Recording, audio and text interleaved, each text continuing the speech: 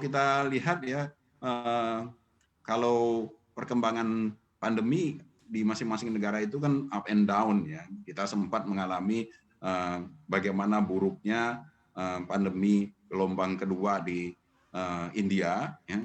Tetapi itu tidak mengurangi ekspor kita, ya. Karena memang ekspor kita kan utamanya kan ke Cina dan Amerika, ya. Dan dua-duanya ini sekarang sedang mengalami pertumbuhan ekonomi atau pemulihan ekonomi yang begitu cepat. Ya.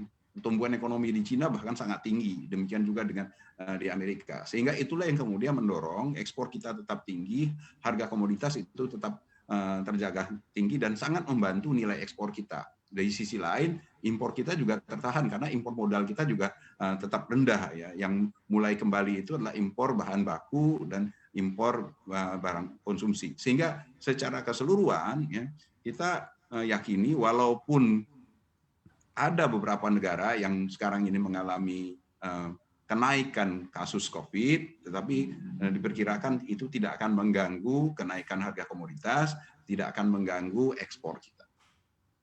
Baik, itu kan tadi kita bicara kemungkinan baiknya begitu ya, Pak Peter. Lalu bagaimana dengan risikonya? Ini kalau kita lihat PPKM masih diperpanjang hingga 9 Agustus. Kalau memang hasilnya belum terlalu bagus, artinya akan diperpanjang lagi begitu. Sebesar apa sih risiko kuartal 3 kita nanti?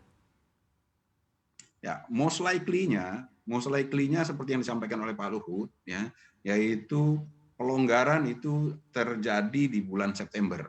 Jadi di September itu baru turun ke level 3, ya, kemudian ke level 2. Jadi the whole triwulan 3 itu kita benar-benar stuck di dalam periode PPKM yang sangat ketat. Nah, kalau itu terjadi, maka pertumbuhan ekonomi kita akan kontraksinya cukup besar dibandingkan triwulan 2. Ya, perkiraan kita masih tetap positif, ya. Pertumbuhan kita masih bisa berkisar di antara 1-2%. Ya. Tapi fiskal kita masih kuat, Pak Peter. Ya. Tapi fiskal kita masih kuat. Kalau fiskal itu sebenarnya nggak ada masalah, Mbak. Ya.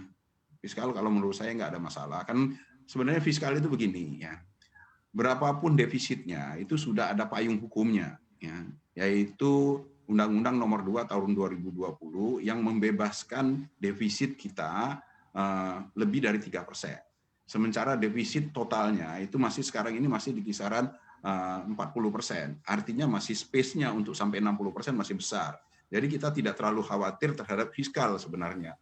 Cuman saya memahami dari sisi Kementerian Keuangan berusaha untuk tetap menjaga jangan sampai terlalu mendekati batas 60%, karena batas 60%-nya tidak ada di dalam Undang-Undang Nomor 2 Tahun 2020. Ya, jadi untuk fiskal sebenarnya kalaupun kondisinya sangat mendesak, Kementerian Keuangan sebenarnya masih punya ruang untuk bisa membiayai dari defisit tersebut. Untuk informasi lebih lengkap dan berita-berita lainnya yang terkait, klik link di deskripsi di bawah ini. Dan jangan lupa juga subscribe channel YouTube kami. Pastikan Anda juga menginstal aplikasi CNBC Indonesia yang tersedia di App Store dan Play Store.